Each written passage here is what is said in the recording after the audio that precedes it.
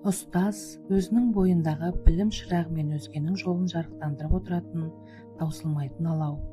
Дәл сондай алау бола білген бүгінгі біздің кейіпкеріміз білім беру саласының майталманы, ақылман ардагер, білікті басшы Жамал Қаленқызы Айтмаева.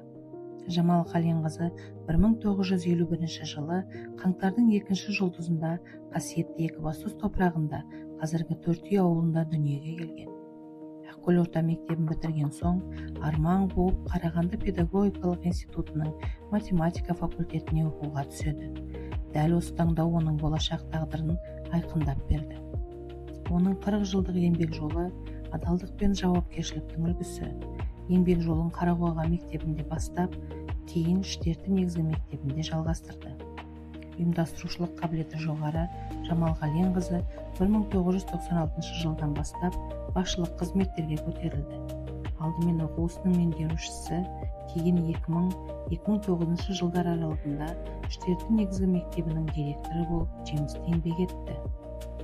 Оның басшылығымен мектеп білім ордасы ғана емес, нағыз тәрбие орталығына айналды.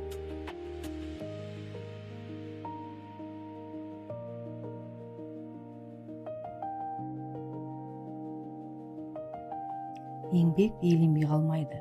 Жамал Қаленқызының саладағы 40 жылдық қажырлы жұмысы лайықты бағаланды. Ол Павлодар облысының 80 жылдығына орай төсбелгісінің иегері. 2024 жылы Екібастұз қаласының дамуына қосқан үлесі үшін қала алдында сіңірген еңбегі үшін төсбелгісімен марапатталды. Бұл бүтін бір ғұмырдың жемісі, халықтың ризашылығы. Бүгінде Жамал Қаленқызы ардагер ұстаз, аяулы ана, немере шөберелеріне үлгі болып отырған данагөй әже. Оның салған соқпағы, берген тәлімі кейінгі толқын ұстаздарға шамшырақ.